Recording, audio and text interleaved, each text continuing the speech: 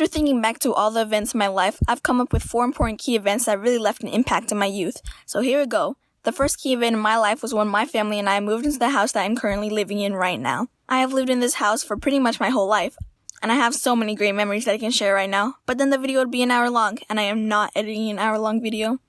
Anyways, before the move, my family lived in a very tiny apartment. Since I was so young, I can't really remember exactly what the place looked like, but the place was probably meant for 2 people, not 5. But, lucky for us, my parents had a friend who just so happened to own many houses.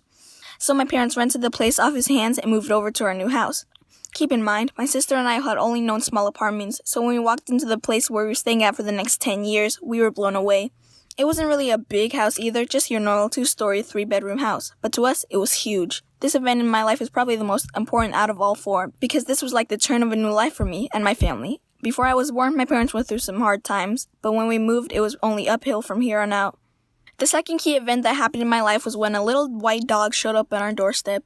So it was the summer of 2014, and I was chilling somewhere, probably on a couch playing video games, and my sister was over at a friend's house across the street. A few minutes later, my sister knocks on the door and our babysitter answers it. She walks through the door, and in her arms is a little white dog covered in dirt. Of course, we both wanted to keep the dog because it was probably the cutest thing we've ever seen. My parents, on the other hand, weren't too happy. Since she was so dirty, my mom forced her outside but let her come inside the house when night fell. Our mom sadly told us that we couldn't keep her because her owner was probably looking for her. 1 week later, the little white dog found a new home, and that home was our home. We couldn't find the original owner, so we kept her. At first, we named her Bella, but the name didn't really stick, so someone suggested the name Luna, which means moon in Spanish. The name was perfect, and Luna was, and still is, the best dog someone could have asked for. Every day, I wake up to see her adorable little nose sniff my leg and greet me. I'll always remember the day when she took her first steps in our house. The next important event in my life was the thing that inspired me to become a young artist. It was either December of 2017 or January of 2018. I can't quite remember. I was sitting on the floor watching YouTube videos when I stumbled upon a video about Christmas. I played it, and it was someone sharing their thoughts on Christmas, but the person talking was a cartoon character.